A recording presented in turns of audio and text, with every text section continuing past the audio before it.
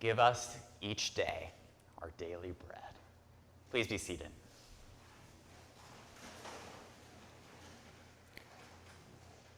In those dark days of the spring and summer of 2020, one of my coping mechanisms was bread. I have had one of my former youth group members who I saw at some point asked me if I wanted a little bit of her sourdough starter. And I, having tried my hand at sourdough in the past, but having never been able to keep it up, was intrigued and thought, well, this seems to be the time. So I, like so many others of my generation, took up the ancient art of sourdough bread baking. I received the starter, I fed it, I nourished it for a period of time. I found the most complicated bread recipe that I could find. And I set upon my mission of making the perfect sourdough loaf with its airy and light texture, but still feeling substantial. And so there was a period of time where every Saturday night I would take my well-fed starter, mix it with a measure of flour and water, set it out overnight. And at this point in the pandemic, we were pre-recording our services. So we had already done the entire liturgy that would go out on Sunday morning. So for the first time in many years, I found myself without something specific to get up for on Sunday morning. It was this perfect opportunity I had been given to sleep in, to have brunch, to enjoy the Sunday morning that so many other folks do. But what did I do instead? I would wake up at 5:30 in order to attend this mixture that I had concocted the night before. I'd measure out the perfect amount of it. I'd add more flour, more water. I would mix and salt. I'd mix the dough together, and I'd let it sit.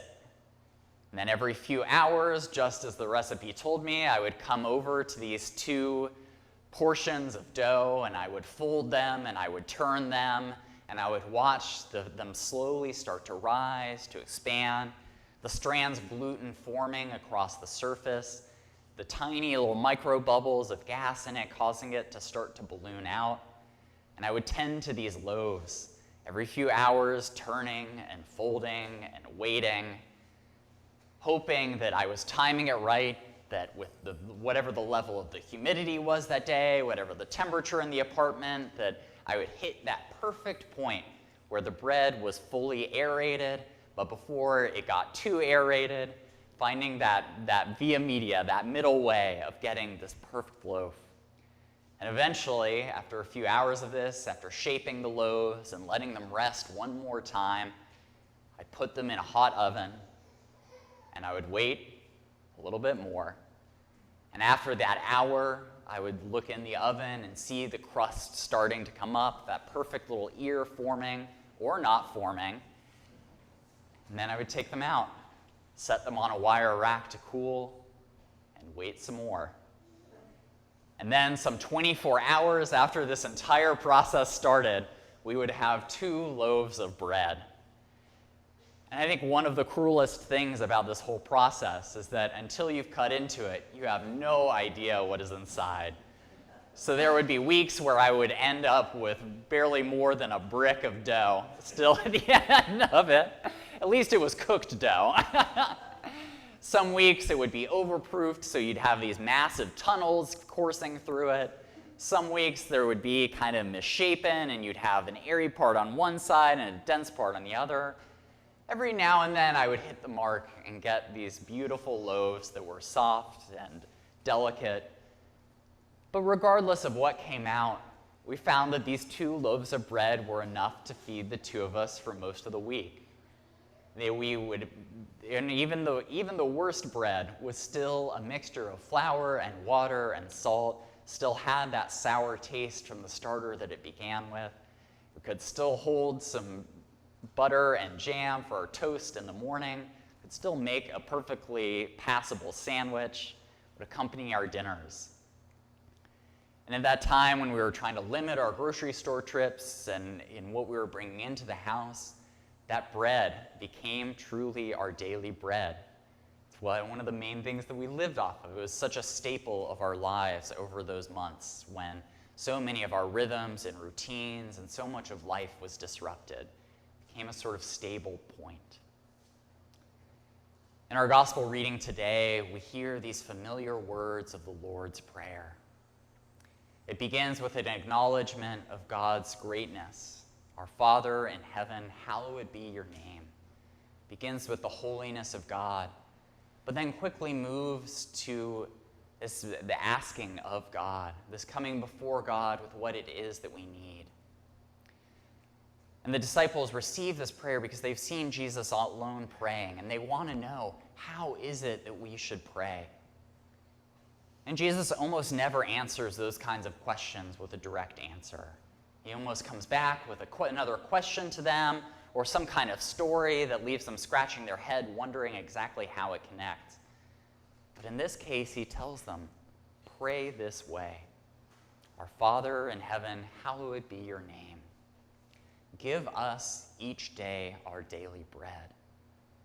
Everything else stems from that. That is the sort of middle point, that main ask of this prayer. Give us each day our daily bread. That's the prayer that he tells his disciples to pray every day. The prayer that he tells them to come before God with, to ask again and again. And there's a slight change. You'll notice that the words that we heard in our gospel aren't quite the prayer as we know it and as we recite it on Sundays. And there's a discrepancy between how Matthew reports it in his gospel and how Luke reports it in his. Whereas for Matthew, it's give us this day our daily bread. For Luke, it's give us each day our daily bread. His focus is on that repeated request, that it's not a one-time thing where we need God to nourish us and feed us, but it has something that we need each and every day. Give us each day our daily bread. And this ask of God is only magnified as we go further into the reading. We hear those words, ask and you will receive, search and you will find, knock and the door will be open unto you. It just kind of doubles down on this reminder that when we come before God acknowledging our need, asking to be fed with our daily bread, each day with our daily bread, we will receive an answer, that we will find what we are searching for, that the door will be open to us.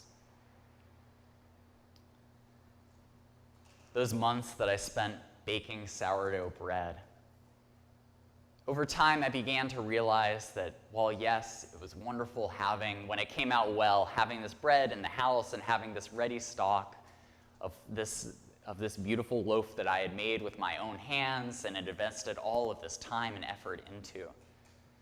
What became even more important over time was the ritual of it. That mixing the dough, mixing that leaven on Saturday night, and waking up on Sunday morning, following each step meticulously, helped me hold that space of Sunday morning. That space where normally I would have been in church, would have been gathering with my community, would have been working on a sermon, or just being a part of the liturgy. Not having that disoriented me. And so to find this other ritual, something that helped me engage with the world around me with intention and purpose, that wasn't pure activity, but also offered the space to where I could reflect on that day, the space in which I could offer my own prayers, the space in which Nicole and I could watch church together. That ritual, I realized, was feeding me in ways that I could have never imagined when I got that little bit of starter and when I looked up that recipe. All of a sudden, this bread wasn't just something that was feeding me physically. It wasn't just a vehicle for butter and jam, but it was something so much more.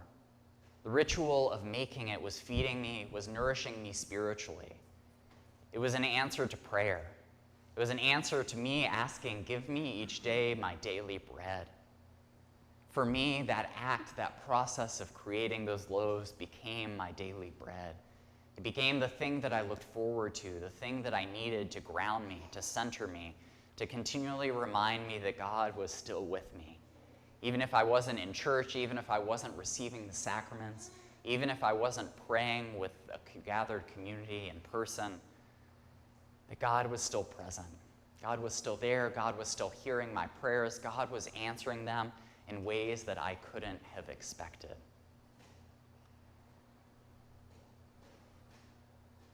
And that, I think, is the heart of our gospel today, that God seeks to feed us.